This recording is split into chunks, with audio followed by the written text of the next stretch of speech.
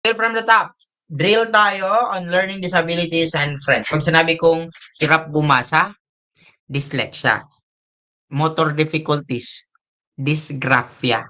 What about for spelling? Wait. Motor dyspraxia. Pag naman po spelling, ano yun? Dysgraphia. Okay? Dapat spell out niyo po yan ha. Dysgraphia spelling. Dyspraxia motor. Okay? Pag naman po progressive memory loss, Alzheimer's disease. Pag naman po lost contact with reality, schizophrenia, stromboli paying attention, ADHD. What about interacting with others? That is autism. Okay? Pag naman po indigestion, dyspepsia. Pag mathematics, dyscalculia. Farsighted, hyperopia. Okay? Hyperopia. Industrial Revolution 1, ano ang invention?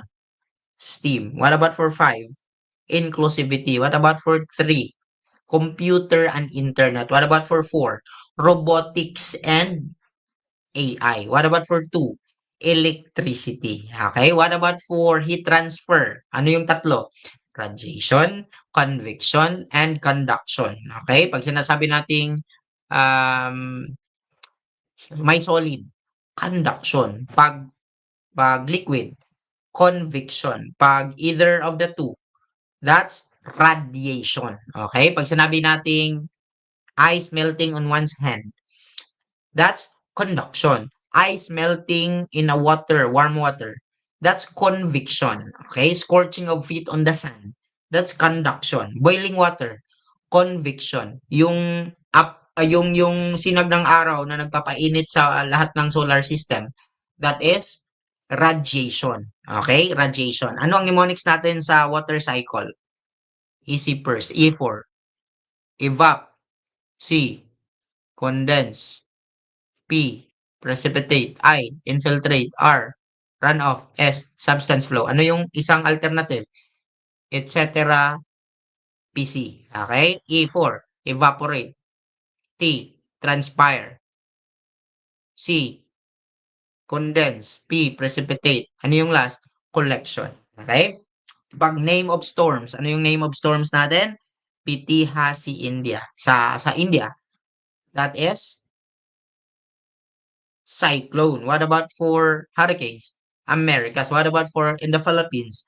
Typhoons. Okay? Acidity test tayo. Pag sinabi nating neutral, green, acidic, red, base, blue. Very good. Pag sinabi nating table sugar, ano nga yun?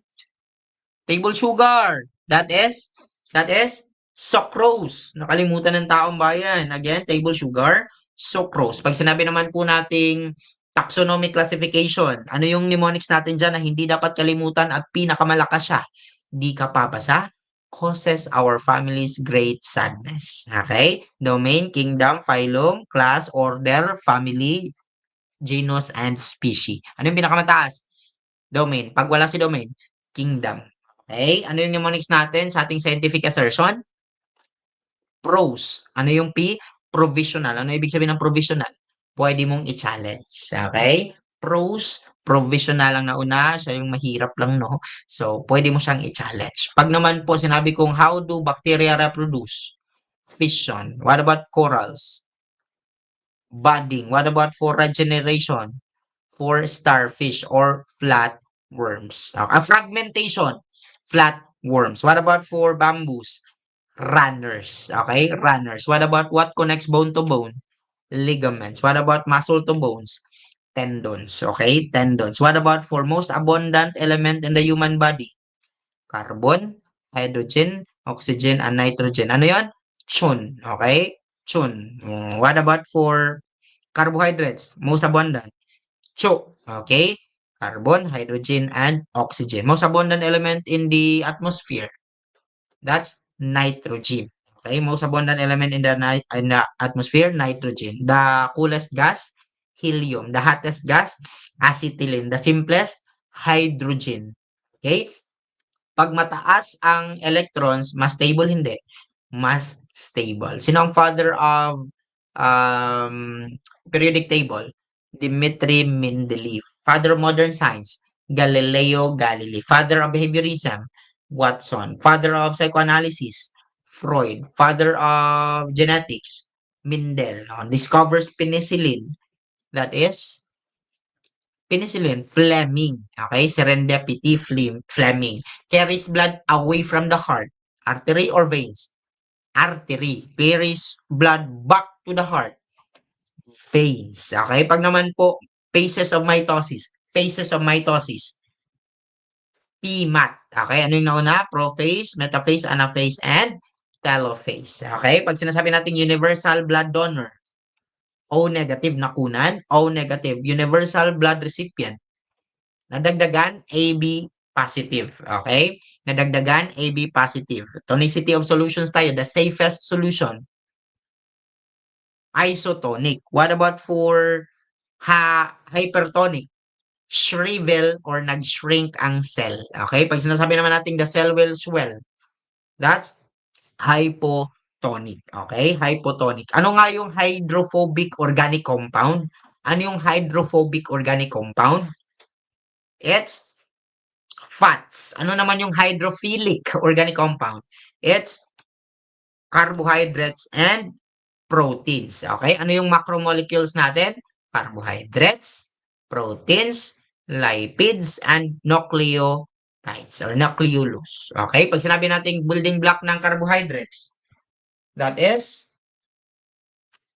monosaccharides. Pag sinabi nating building blocks ng proteins, amino acids. Pag sinasabi nating building blocks ng fats, lipids. Okay? Ang ating nucleotides, we have two of them. DNA, that's the genetic makeup. And then yung replicator, the RNA. Okay? Replicator, RNA. By the way, what is the study of the universe? Cosmology. Study of what is beyond the atmosphere of the Earth. That's astronomy. Study of weather. Meteorology. Study of weather patterns.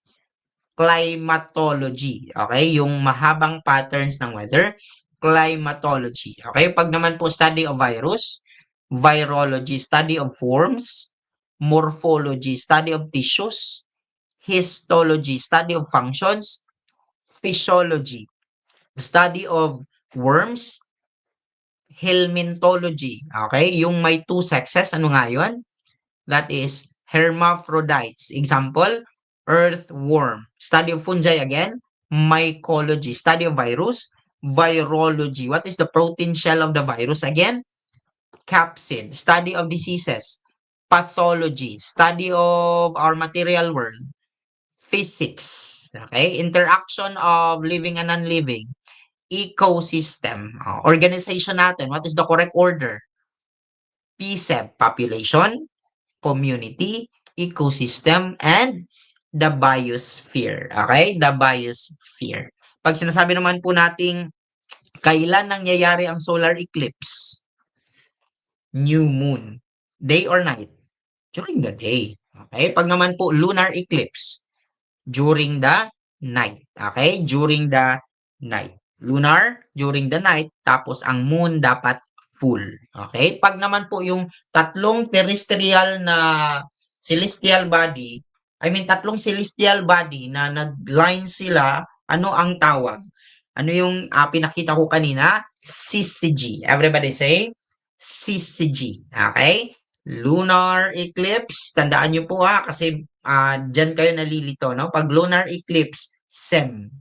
Pag solar eclipse, SME. Okay? Pag-usapan natin yung planets natin. Pag sinasabi natin, sino yung pinakamaraming moons? Saturn. Sino naman po yung ring planet? Saturn pa rin. Sino naman po yung hottest? Venus. Sino naman po yung may buhay?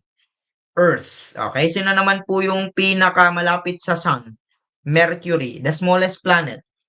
Mercury. What are the two moons of Mars? Phobos and Deimos. Sino yung walang moon? Mercury and Venus. Sino yung panghuling planet? Neptune. Bakit hindi na planet si Pluto? Hindi niya na-meet ang requirement sa size. Okay? Jutay si Pluto. No? Pag sinabi natin what causes seasons? It's the tilting of the Earth's axis. What causes tides? Gravitational pull of the moon. Okay? What causes day and night? Rotation of the earth. What causes year? Revolution. Longest days, ano ang tawag? Summer solstice. Longest nights, ano ang tawag? Winter solstice. Okay? Winter solstice, longest night. So, bukas po, Sabado, December 21, ang longest night of the year sa Northern Hemisphere. So, tayo sa Pilipinas, nasa Northern Hemisphere tayo. Therefore, we will experience the longest night of the year bukas. Ang sa Southern Hemisphere naman po bukas ay magkakaroon sila ng summer solstice. Ibig sabihin, longest naman ang day nila bukas. Okay? Matagal mag-set si sun bukas sa Southern Hemisphere. Malinaw? Yes. Pag naman po malapit si moon kay Earth, that is, palapit, perigee. Pag naman po malayo si sun kay Earth, apogee, hindi, aphelion. Kailan ang aphelion every year? July. Kailan ang perihelion every year? January, next month. Magkakaroon tayo ng perihelion. Palapit si sun kay Earth. Malinaw? Yes. Ang atin pong apogee and perigee, kailan nangyayari? Once a month. Okay? Once a month. Pag-usapan natin ang imaginary lines natin, yung nasa gitna. Prime meridian. Yung nasa gitna na pahigda, pahalang. That's equator. Yung mga pahalang na guhit, that is latitude. Tapos yung patayo na guhit, patayo, longitude. Yung equator to Tropic of Cancer and equator to Tropic of Capricorn, yung space na yan, ang tawag, torrid zone or that's tropical zone. And then below that is the subtropical zone. Below the subtropical zone, from Antarctic to South Pole, that is polar zone. Okay? So, ang tanong lang sa board exam kadalasan, ano ang tawag sa mga space na yan? Tawag dyan, zones. Okay? Pag sa north, Arctic. Pag sa south, Antarctic. Malinaw hindi? Malinaw pa sa sikat ng araw. Okay? Pag naman po pinag-uusapan atmosphere, ano ang proper order? Troposphere, stratosphere, mesosphere, ionosphere, and exosphere. Yung panghuli, exosphere. Ano naman yung hottest? Thermos. Alam niyo yung thermos, di ba? Pag naman po coldest, mesosphere. Okay? Coldest, mesosphere. Ano naman po yung radio waves? Ionosphere. Saan naman po yung ozone layer? Stratosphere. Ano naman po yung nililiparan ng eroplano? That's the troposphere. Okay? Troposphere. Pag naman po prevents blood clotting, prevents bleeding, sorry. That's the platelets. What about for carries oxygenated blood? That's hemoglobin. What about for carries the CO2 to be exhaled? Red blood cells. Okay? What about for what takes nutrients sa atin pong dugo? That's the plasma and it's 90% water.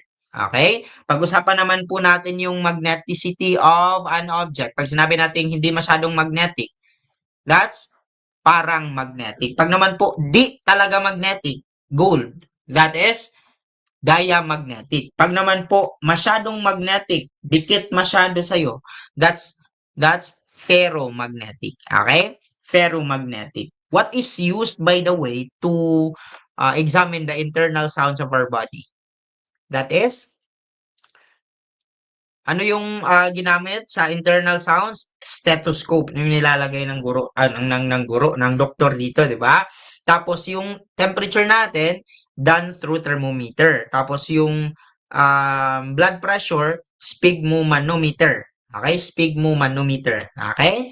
Tapos yung earthquake, seismograph. Naalala nyo? Yung pinagmulan, focus. Yung above the focus, epicenter. Yung lawak, magnitude. Yung lakas, intensity. Okay? Pag tinanong ka naman sa board exam, hardest mineral in most scale? Diamond. Nabubuo ba yan by pressure? Yes. Ikaw ba mabubuo by pressure? Yes. Dahil papasa ka sa board exam, tama? Magiging diamond ka pagdating ng May 2025, tama? Yan. What about for the softest mineral? Talc. Okay? Period. Mammals evolved. Kailan yun? Triassic. Okay? Triassic. What about for gland that regulates growth? That's pituitary and thyroid. Okay? Pag naman po, lens of magnifying glass. Ano ang kanyang lens? Tinanong minsan sa board exam, that is convex lens. Okay? Convex lens. Malinaw hindi? Malinaw. Pag-usapan natin yung states of matter natin. Pag sinasabi natin gas to solid. Gas to solid, that's deposition, deposit. Pag naman po solid to gas, example niyan is dry ice, that is for sublimation. Okay? Tapos liquid to solid, that is freezing. Solid to liquid, that is melting. Okay? Water to steam, that is evaporation. And condensation, yung namumuo na muntik ng uulan. Okay? Malinaw po ba? Yes. Ano yung mga board examination question tungkol sa surface tension and surface tension babies? Yung coin, sige, lamok, razor blade, paper clip, ano yung isa? Coin. Very good. Okay? Yung lima, sagot natin water surface or surface tension. Okay? Pag naman po ang heat flow daw natin from high to low, ano ang law ng nag-state dyan? Yung law of thermodynamics. Tandaan niyo po yung law of thermodynamics, yun po yung nag-state na ang heat will flow from high to low. Okay? Pag naman po pinag-uusapan yung treeless region, anong sagot? Tundra. Pag pinag-usapan naman po yung tall grasses, anong sagot? That is prairie. Pag small grasses, anong sagot? Steppe. Pag naman po may manakanakang kahoy, anong sagot? Savanna. Okay, savanna. Savanna, una na. Tama?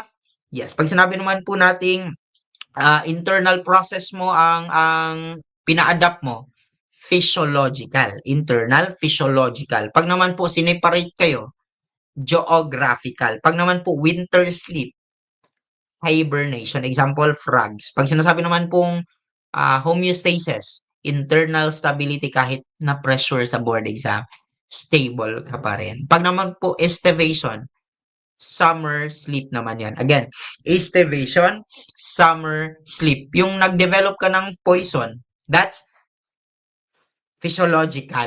Okay? Nag-develop ka ng poison, physiological. Pero yung pinalaki mo lang yung leaves mo, that's structural. Okay? Structural. Father of zoology and biology, sino yon? Aristotle. Father of taxonomy, Aristotle. Father of modern taxonomy, sino yon? Si Carolus Linnaeus. Sino naman yung father of history? It's Herodotus. Okay? Herodotus. Anthrax and rabies vaccine, sino? Pasteur. Okay? Anthrax and rabies vaccine, Pasteur. Pag pinag-usapan naman po ang shapes ng ating bakterya, pag sinabi nating spiral, spirillum. Pag sinasabi nating comma-shaped bacteria, that is cholerae, cholerae. Okay? Pag sinasabi naman po nating rod-shaped na bacteria, that is bacilli. Okay? Pag sinasabi naman po nating spherical, sphere na bacteria, that is coccus. Again, spherical bacteria, coccus. Okay? Pag naman po plants is to biotic, tapos ang water is to abiotic. Universal solvent, water. Tandaan niyo po yan ha, universal solvent, water. Ang cassava ay example ng dicotyledon. Ang rice ay example ng monocot. Okay? Rice, pineapple, sugarcane, no? They are monocots. Okay? Breathing organs of plants in their leaves. Stomata. Site of the photosynthesis. Chloroplast. Breathing organs of plants in their trunk. Lenticels. Tandaan niyo po yan. Breathing organs of plants beneath the ground. Roots. Ano yung nagpapahinog sa prutas? Hindi ko nasabi yan kanina, no? Ano yung nagpapahinog sa prutas? It's ethylene. Okay? Ethylene. Ethylene. Nagpapahinog sa prutas? Ethylene. Okay? Ano yung hinahalo dyan sa ating perfume? Esters. Tandaan nyo po ha, esters na halo dyan sa perfume natin. Okay? Pag naman po, site of the photosynthesis again, baka makalimutan nyo, It's the chloroplast. What sequesters waste? It's the vacuoles. What about for the digestive organs, digestive organs of the plant cell? Lysosomes. What about for the protein synthesis? Ano, of the animal cell? Lysosomes. Sa plants kasi, ang gumagawa niyan yung cell wall at vacuoles. Again, animal cells, digestive organ, lysosomes. Okay? Pag naman po sa plants, cell wall lang ang gumagawa niyan at vacuoles. Tandaan niyo po yan ha. Protein synthesis, ribosomes. Okay? The basic unit of life, it's the cell. Okay? What surrounds the cell? It's the cell membrane. The control center, ano ang tawag dun? Nucleus. Okay? Living material inside the cell, cytoplasm. All living material inside the cell, cytoplasm po ang tawag dyan. Okay? Cytoplasm. Sige, human anatomy tayo. Ilan yung ngipin mo? 32. Ang bone ng isang adult, 206. Ang facial mong muscles, 14. Okay? How many liters of blood do you have? 5 liters. Okay, 5 liters. How many chambers of uh your heart? I mean, how many chambers your heart have? That is 4 chambers. Okay, how many spine vertebrae? 33. Okay, 33. Ang isang baby, ilan yung bones? 300. Okay? Pag-usapan natin yung mga shortcuts. Pag sinabi nating finger-like, V-like. Pag sinasabi nating hair-like, cilia. Pag sinasabi nating flap-like, epiglottis. Pag sinasabi nating food pipe, esophagus. Pag sinasabi nating,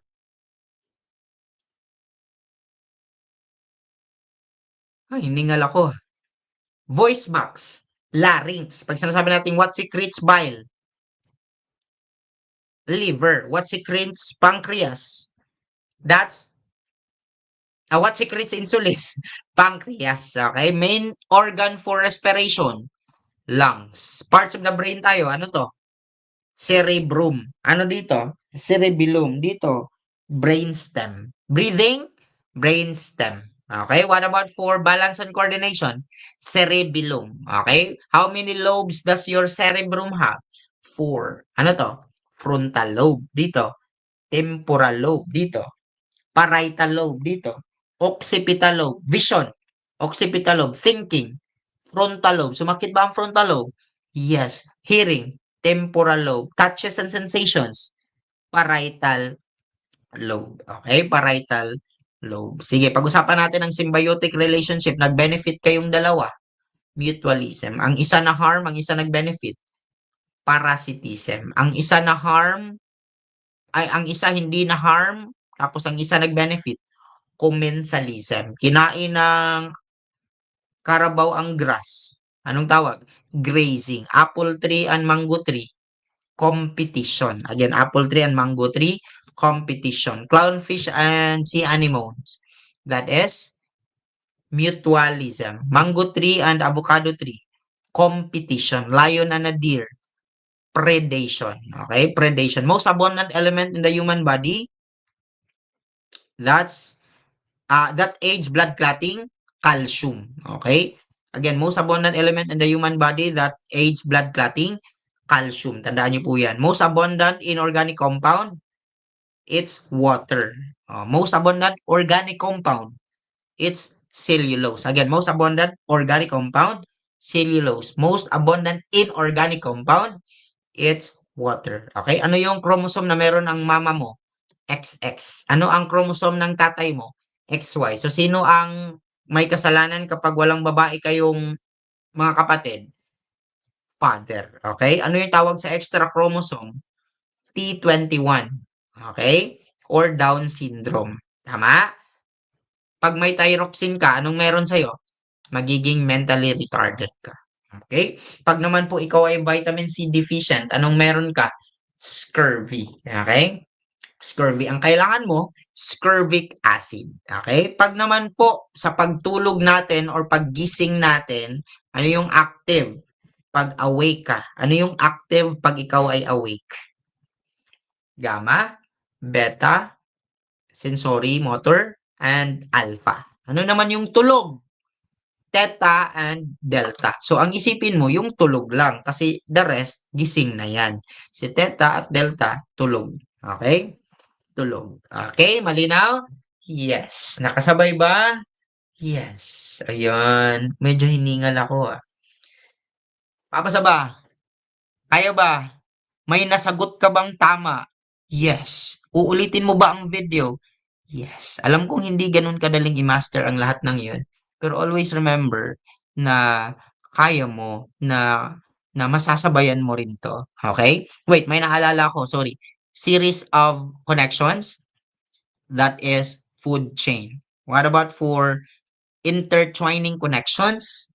That's food web. Hindi kasi nawawala sa board examination yan. Okay? The source of everything, sun. Tandaan niyo po yan ha. Not fully developed in the Philippines, sea energy. Okay? Our ocean energy. No? Hindi pa nagagamit masyado yan. Ang sun natin, we are cultivating solar energy. Ang atin pong gas, it's extensively used, no? Ngayon gas ng gas tayo, okay? So, papasa ba sa 2025? Yes. Kaya bang itap ang board exam?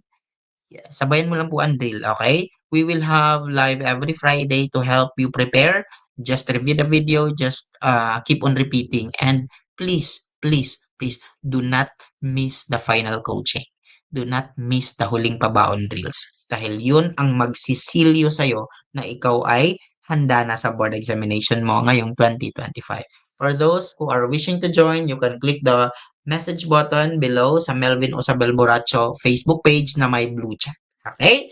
And yes, tulad ng dati ako ay naniniwalang kaya mong ipasa ang board exam, kahit ikaw ay self-review lang, kahit ikaw ay nanunood lang dyan sa bahay, nagpa-participate lang, magiging masipag ka lang kasi. Hasain mo ang utak, pag-iisip, dapat mag-practice sumagot. Sir, turuan mo naman kami kung paano mag-shade. Yes po, sa final coaching, ituturo ko po ang proper shading.